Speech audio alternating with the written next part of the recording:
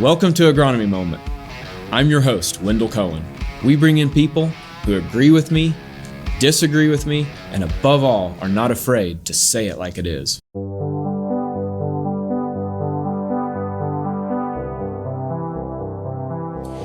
Welcome back, everyone, here to Agronomy Moment. I'm joined again by Scott Dickey. I don't know, I'm almost thinking maybe this time's coming to an end because we got Selena coming back. Go back to the A-team. Well, whatever you want to call it, but I am excited about getting Selena back. It's been so long since I've been around. Yeah, because you had to deal with me more. It's starting to get a little bit, well, at least I got you some Mountain Dew today. So there you go. You'll be good to go on that part. Gas station let me down. I know, but I won't. No. I'll keep you Mountain Dew. As long as my son and you like Mountain Dew, you'll be. We're golden. Yeah. So on our topic today, what we really want to dive into is talk about the corn management. We went out and looked at some fields this morning. Again, the winds are so high we didn't feel comfortable shooting out there. So we're here in the safety of our building without getting blown away by any wind or messing with our microphones. But the thing we're going to talk about here is soybeans that have been planted are looking overall really good. They're coming out of that cold weather and some of that things that we've been seeing. But we're going to talk about corn.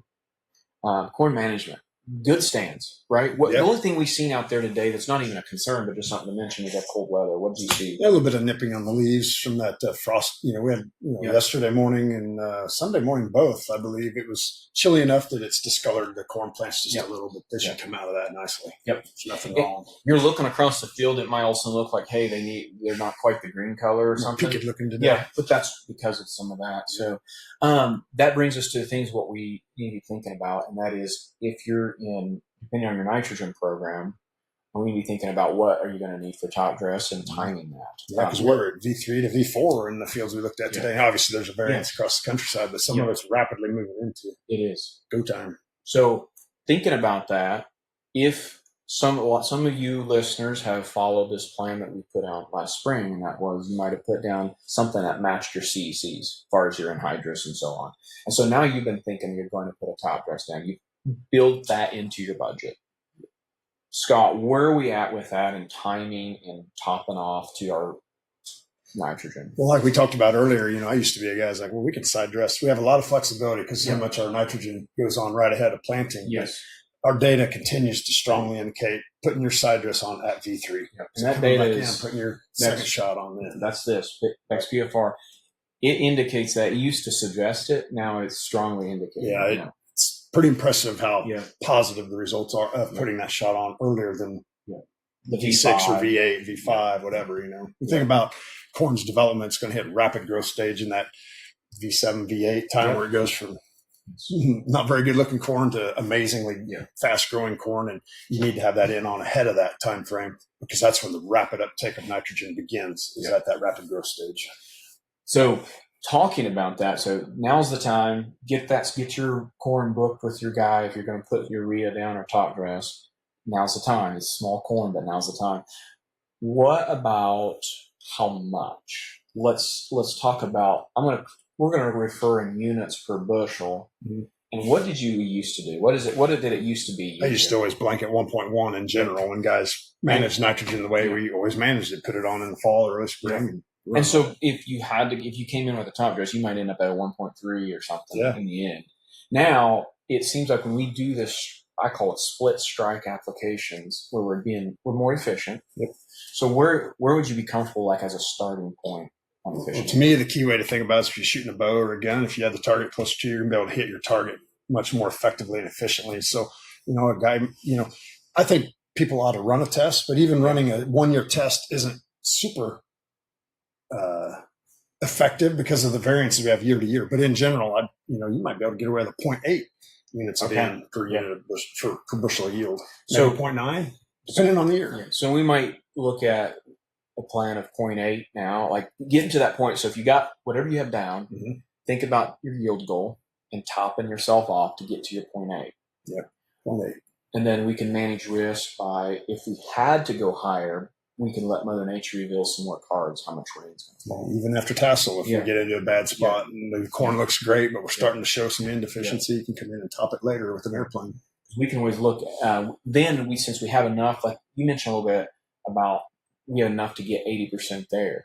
because we've seen how much weather and how much losses we've had. We can get 80% there, but to get that last 20%, it's going to need the final. Well, the thing you run into is we warm here. All the nitrogen we apply rapidly converts to nitrate, and so if we're saturated, if your soil temps are in the 70s, it's amazing how much of your nitrogen gases out the top of the soil into the atmosphere, and you lose it. And so if we run into those situations where it's very, very wet and warm, that's when we may need to consider going from that 0.8 units in per bushel to maybe a guy gets closer to 1 or 1.1. But at least then we're back to where we used to be from the start. And so again, your efficiencies go up, costs go down.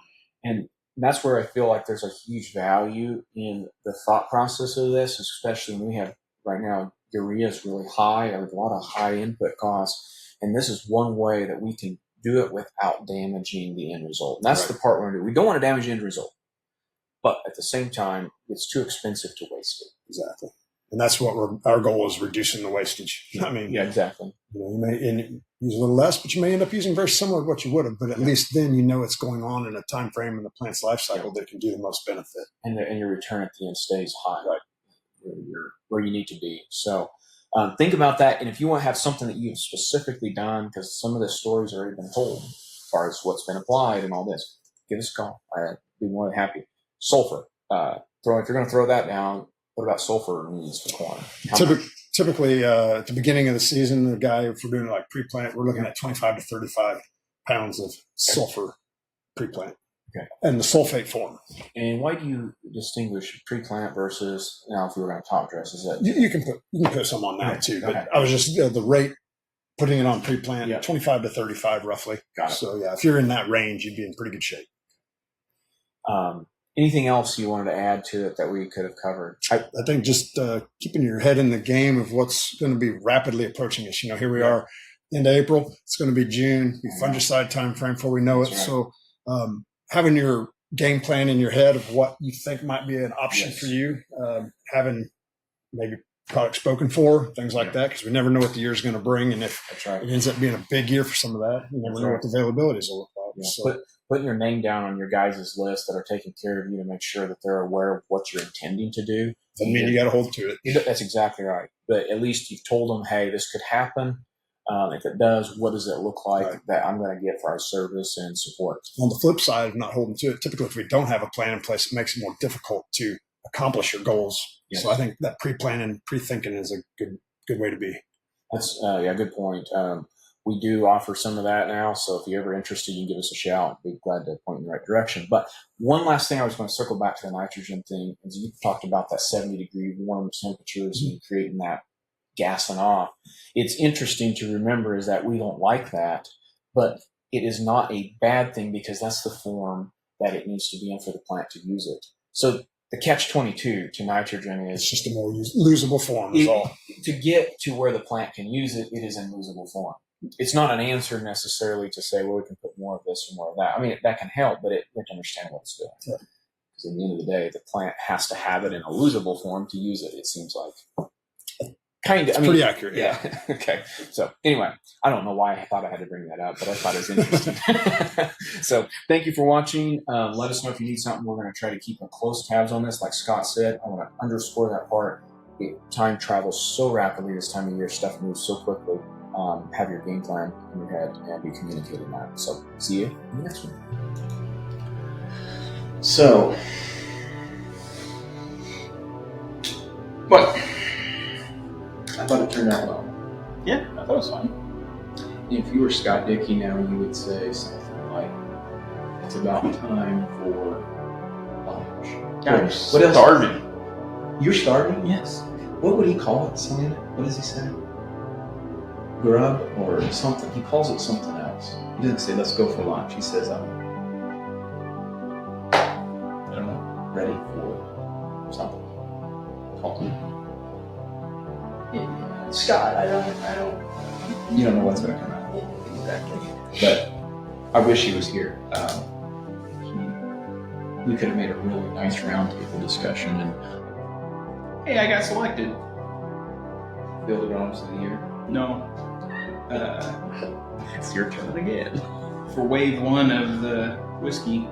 It's almost bean time. So I got splinters in here. It's almost bean time. Lunch, yes. Scott always brings up fun. Well, it's 11:30, 12 almost. Camera is still rolling. No, it's not. Oh, God. You don't need to talk about it. Kind of get that kind of move where they're like, I'm shutting it off. And just kind of, We got that splinter dissected out.